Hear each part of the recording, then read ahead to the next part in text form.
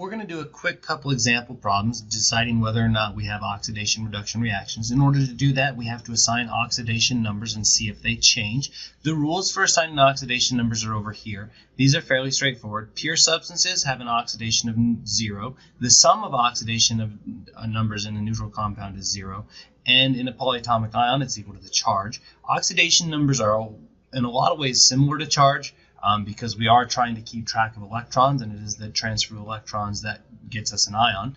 This rule, fluorine always has an oxidation number of -1. Fluorine is the most electronegative atom on the periodic table. Oxygen, usually -2. There's only 2 exceptions to that. If it's with fluorine, then it's got to be a +2, so we can follow the sum of the oxidation numbers in a neutral compound is 0.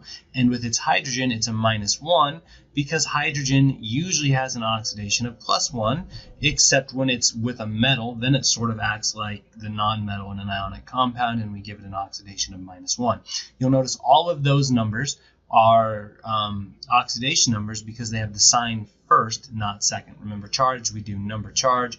Oxidation, we'll do sign and then number. Now, the other thing that we got to pay attention to, if we don't have fluorine, oxygen, or hydrogen, then the most electronegative atom gets the oxidation number equal to its charge as an anion, and then we just calculate the other oxidation number so that it follows the 0 or polyatomic rule. And then in an ionic compound, the metal and nonmetal give oxidation numbers equal to their charges. So we'll start simple with this ionic compound over here. Aluminum is a 3+ ion, which means it gets a +3 oxidation number. Bromine is a 1- ion, so it gets a -1 oxidation number. This is solid potassium, so it's an element. It's got an oxidation of 0. Potassium bromide is an ionic compound, and now this is the positive ion, so it's a +1 charge, so a +1 oxidation state. -1 for bromine. And aluminum is now solid. And what we see from that is aluminum's oxidation number went from +3 to 0. That tells us it reduced. Aluminum actually gained electrons, and it was reduced. And then we have potassium, which had 0 oxidation state, and now it's a 1+ oxidation state, which means it lost an electron, and its charge went up.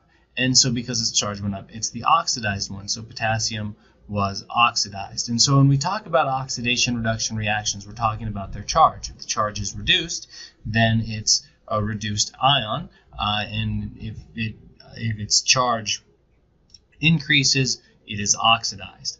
Now, aluminum and potassium both participated in this redox reaction. Bromine did not. Bromine is a spectator ion. It started as a 1- ion, and it is a 1- ion. Didn't do a lot in this reaction.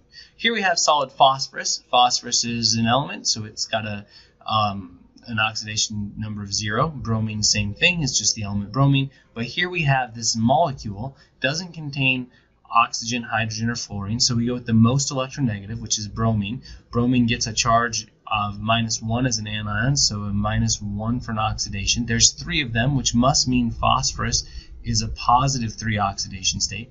And so from that we can see that phosphorus was in fact oxidized, its charge increased, and bromine was reduced, its charge decreased.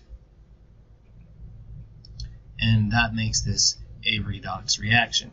Now down here we have a double replacement reaction. A lot of times double replacement reactions will not be redox reactions because we don't have to swap electrons, we're just swapping ions. Let's see. Sodium is a 1+ ion, so +1 for a charge, and that gets us a -3 phosphorus.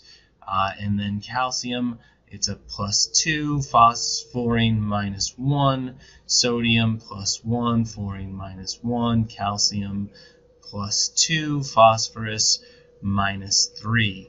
Did anything change? 1 plus, +1, -3, -3, +2, +2, -1 for fluorine, and -1 for fluorine. There was no change. This is not a redox reaction. 4, let's see about this one. So calcium is a 2+ ion, so +2. Fluorine -1. Lithium is a 1+ ion, so +1. Sulfate, so we've got SO4. We've got to tackle each one of these independently. Remember, SO4 is a 2- ion. Oxygen gets an oxidation of -2, so we've got 4 of those, but -2. and that means this sulfur has to be a +8 because SO4 is a 2 minus, +6, so that the whole thing adds up to an oxidation of negative SO4, -2. Calcium, still a 2 plus.